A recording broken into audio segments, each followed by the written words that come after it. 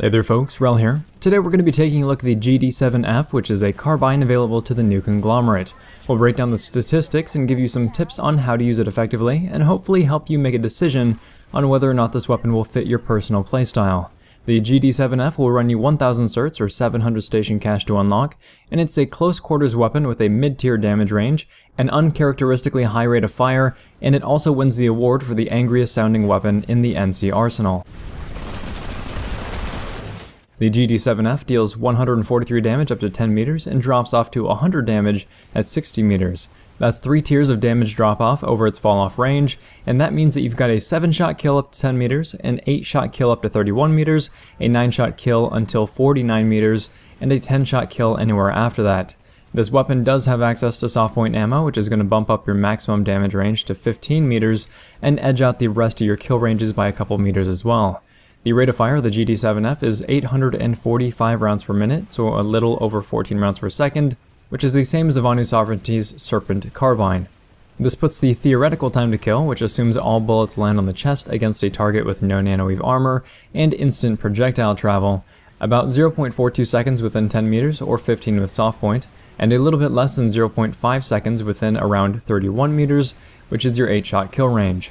This is a pretty stellar time to kill, as anything before about half a second in this game is, but how well this will actually serve you though comes down to recoil and cone of fire characteristics, but we'll get to that in a bit.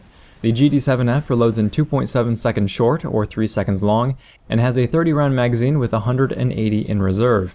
This is a pretty long reload and a poor bullet economy overall. You couple that with the rate of fire traits, and you basically have a weapon that's suited to mag dumping on 1 or 2 targets at most before needing to reload. In other words, the focus is on burst damage instead of sustainability. The GD-7F's projectiles travel at 500 meters per second, which is the highest of all close quarters carbines, and is even good for carbines in general. Not sure why the projectile velocity is so high given the weapon's characteristics, but I guess that's something that you can't really complain about. Unlike most weapons in the game, the GD-7F recoils up and to the left. It has 1.5 degrees of variance in its recoil angle, which all things considered isn't that bad, a horizontal recoil of 0.225 to 0.25, which is also not that bad, and a vertical recoil of 0.31, which is high, but a first shot recoil multiplier of only 2, which puts your first shot recoil at 0.62. When I say that these traits aren't that bad, I'm comparing the weapon to other close quarters carbines. The Serpent, for example, has 7 degrees of variance in its recoil angle, and it also has a 0.255 vertical recoil, but a first shot recoil multiplier of 3, which puts its first shot recoil at 0.765, which is extremely high, and there are also other characteristics which make the GD-7F flatly superior as a weapon all around, even though the GD-7F is supposed to be the NC's Serpent equivalent.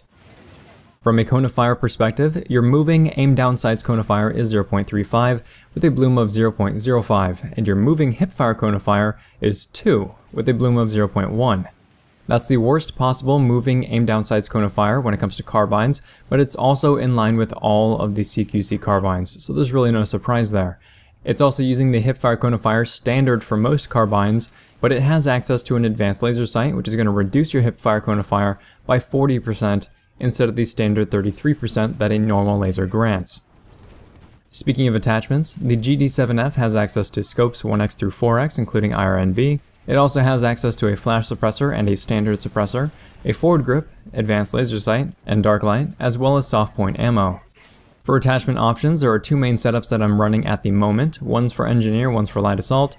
The Light Assault setup pulls more toward hipfire, while the Engineer setup pulls more toward aim down sights gameplay, but this is purely preference.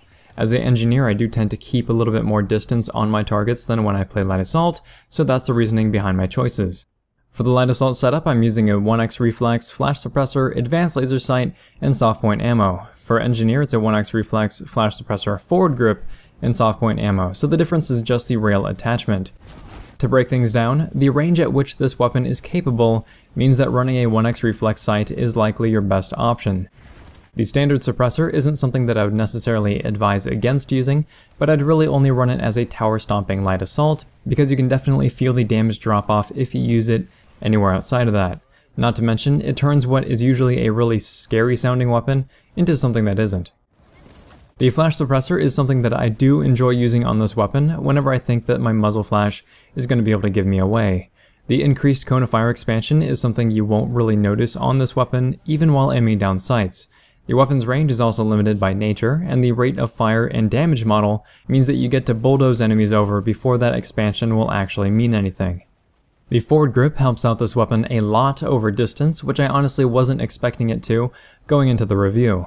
But by default, the GD-7F recoils at -19 to -17.5 degrees, but attaching a forward grip will move you to -14.25 to -13.125 degrees.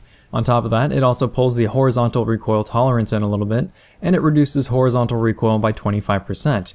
Those are good increases all around to a weapon like this, though it does come at cost of increasing your weapon's equip time from 0.55 seconds to 0.7 seconds.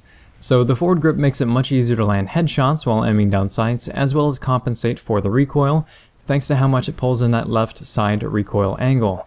Advanced laser sight is much more straightforward, as it reduces your hipfire cone of fire by 40%. This is a very noticeable advantage for a weapon that focuses on close quarters killing, and you should be seeing me do plenty of work with it from the hip throughout this video. So really, between the forward grip and the advanced laser, it's a playstyle difference. If you normally fire from the hip, then you run a laser. If you aim down sights a lot, then you go with a forward grip. Each of those will help you play to your strengths. Secondarily, it is dependent on your engagement range. But even that is subject to preference, as there's plenty of players who can aim down sights well in close quarters to the point where hipfire may be less effective for them overall. Lastly, soft point ammo, always run it. There's no reason not to, especially at the range at which this weapon is effective. The GD-7F already has best-in-class projectile velocity for close quarters carbines, and losing an extra 25 meters per second will not be noticeable over the weapon's effective range. That said, let's roll into some tips that'll help you make the most out of this weapon. The first is your effective range. Basically, the weapon can land plenty of shots over a long distance, but that's not where you should be fighting. You'll mostly end up with hit markers and very few kills if you fight at anything beyond about 30 meters. This is thanks to the weapon's harsh damage falloff over distance, as well as its recoil pattern. The second tip is to hipfire in close quarters even if you don't have a laser sight equipped. This is something that I kinda had to drill into my head with this weapon, because at the end of the day, the movement advantage that you gain from hip firing is pretty substantial, and given the weapon's rate of fire, just holding down the trigger in the target's general direction is pretty likely to net you a kill. It's a good idea to kill one player, or two if they're close together, and then you run away and reload. Remember that your reload time is pretty long for a 30-round bullet hose, and you won't want to get caught with half a magazine at any point, so use cover and reload as often as possible. When it makes sense, do go for headshots. And I say when it makes sense, because while the weapon is pretty capable as a bullet hose, you can still cut that time to kill down. If you don't have a handle on the weapon's recoil yet, and you're still learning the weapon, then if you go for headshots, you're likely to miss more shots than you should, which is going to alert the enemy to your presence, which will give them a chance to fight back. In that respect, it doesn't really make sense to go for headshots. Now if I know that I've gotten the drop on a target from behind, I'll just burst them down while aiming at their back, because it's basically a free kill, and I don't want to try to skill shot them in the head if I don't need to. Likewise, if I'm aiming down sights a fair distance away, I know that I can go for the head, because I have the safety of range on my side, and by the time the enemy reacts, I'm able to finish them off. If I find myself in a straight up 1v1 though, I do want to try to go for headshots, because I want the lowest possible time to kill that I can achieve. Against heavy assaults with a full charge of overshield, you're still going to have a rough time, even when you go for headshots. So in a stand-up 1v1 against a heavy, it may be a better decision to just run away and re-engage when his shield is whittled down a little bit. Remember that you are playing the engineer or the light assault class when you run this weapon, and they're more frail and cover dependent than your combat medic or your heavy assault, and that's by design. So you have your own set of challenges that you need to overcome. At the end of the day, I think that the GD-7F is a solid CQC carbine, and it has a playstyle that you won't find among the NC outside of maybe the Blitz or the GR22. If you're a low aim player, you'll find that the better than average hipfire cone of fire and spray and pray potential will let you flatten enemies at close range, whereas more skillful players will be able to extend the range of the weapon and make it a little bit more useful all around. Still, they may not find it as useful as more sustainable alternatives with better bullet economy and precision.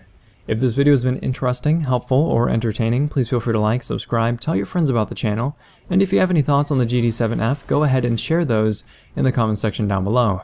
Thanks very much, folks. Wrel signing off.